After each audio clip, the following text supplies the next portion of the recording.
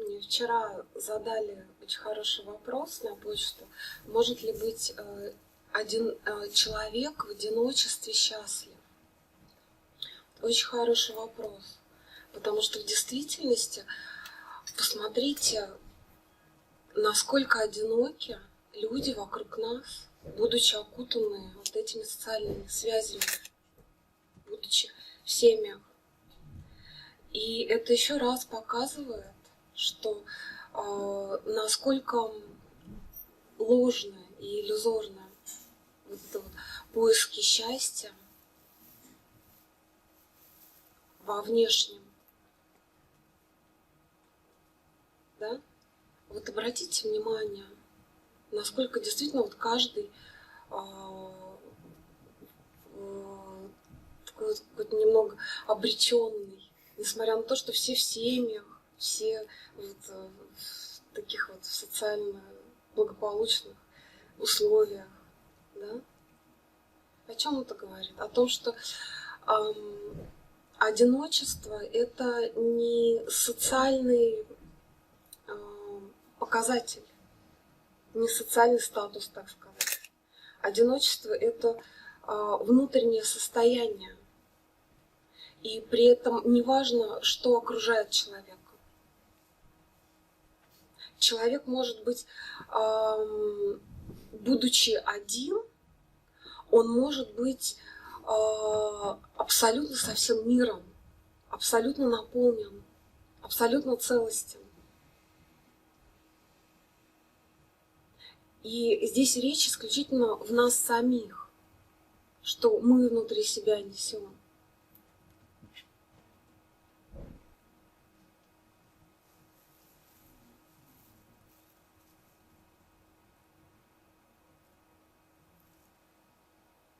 Насколько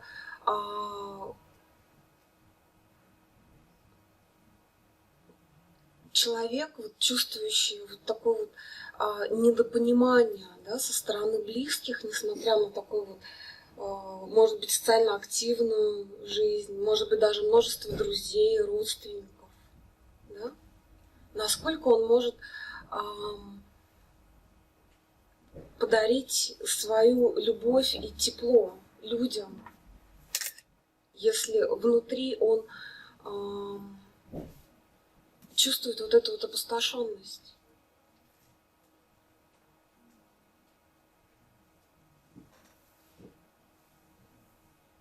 Что является следствием вот этой вот внутренней опустошенности, разочарования, одиночества, которое, как мы выяснили, можем посмотреть, никак не связано с тем, что нас окружает. Это исключительно психологический фактор, который человек испытывает, ощущает. С чем это связано? С вектором, с разочарованием в жизни, конечно же. И с внутренним вектором направленности, желаний, устремлений. Потому что как только вот люди, которые ищут вот счастье вовне, они еще наполовинку как-то счастливы. Потому что они вот это вот внутреннее одиночество постоянно чем-то загораживают, чем-то быстренько его, то одним желанием реализованным, да, достигнутым целью, то другое, то третье. Люди, которые поняли, что здесь подвох, что за одним желанием следует другое и так далее, и что нет там в действительности истинного удовлетворения, удовлетворенности, которое приносит как раз это вот ощущение наполненности. Вот такие люди, им уже сложнее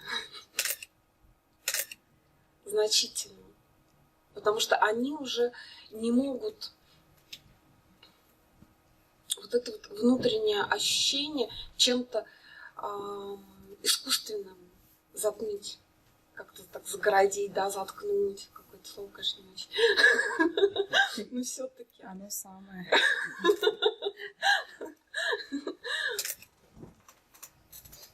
Да. Когда мы начинаем понимать, что счастье далеко не во внешних объектах.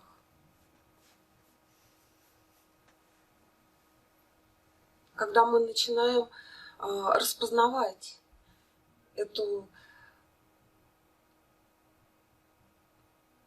безграничную любовь в себе. Но это происходит не сразу.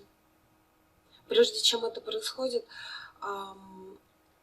прежде чем это раскрывается, ум начинает тормозить. Тормозить переключаясь от внешней направленности во внутреннюю. И вот этот вот промежуток времени, промежуток жизни, он один из самых тяжелых у человека. Потому что люди в этот промежуток времени, они дезориентированы. И они еще не... Они как бы начали уже жить, можно так сказать, в новом мире, ну вот внутри себя, наполняя его действительно какими-то истинными ценностями, устремлениями, ощущениями. Может быть, кому-то начинает приоткрываться жизнь более целостная и так далее. И то есть человек уже переходит как бы на другой уровень осознавания, бытия, но все еще есть вот эта вот инертная часть ума, которая тянет назад. И человек оказывается как бы в подвешенном состоянии. И, конечно, это очень тяжело. И нужно понимать, когда вот вы еще не переключились, не адаптировались полностью вот как бы к новому состоянию сознания в том числе. Потому что и сознание в это время вы уже видите различия между осознанностью и отождествлением с мыслями, с эмоциями. И, конечно, наблюдение и перепады в сознании между осознанностью и падением в эмоции, они также болезненно воспринимаются, в то время, когда раньше об этом даже не задумывалась, и было как было. Вот. Нужно понимать, что это временный период, и что все с этим сталкиваются неизбежно. И это нормально. И для вас это очень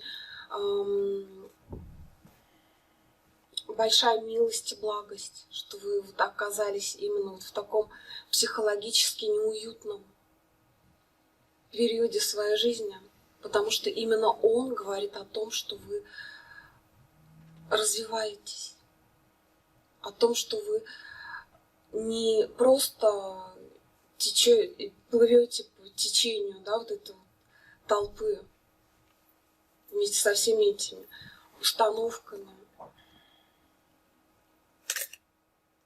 общественными какими-то вот общими желаниями, устремлениями. Это говорит о том, что вы начинаете распознавать себя. И, конечно, в эти промежутки времени нужно проявлять особую такую стойкость, можно сказать. Потому что очень большой соблазн отвернуться от всего этого, что причиняет боль, да, и действительно, может быть, занавеситься, загородиться, там, я не знаю, каким-то, допустим, вот тем же самым зарабатыванием денег, полностью вот окунанием в это, потому что, опять же, для человека это несет множество последующих вещей, которые можно приобрести за деньги, будучи забыв об осознанности. Опять же, так вот занавеситься.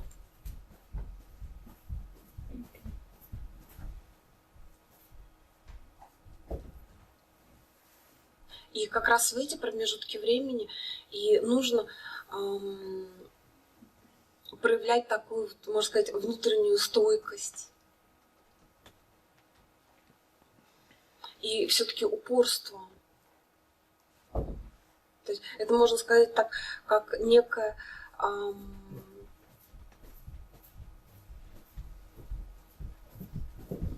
проверка на прочность, может быть, со стороны жизни. Но это все настолько условно, конечно. Это как бы само просто так получается.